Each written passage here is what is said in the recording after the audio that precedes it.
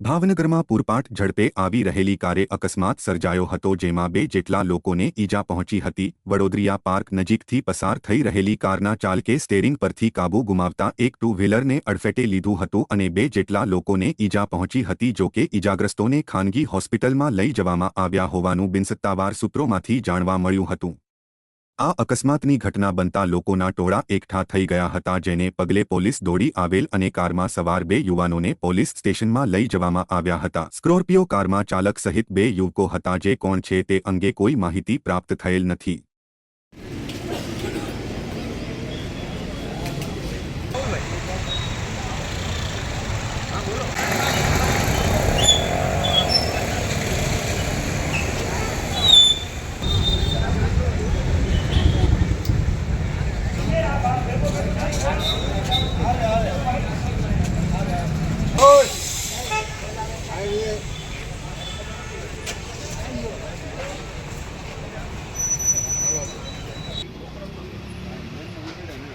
નામ બામ આવ્યું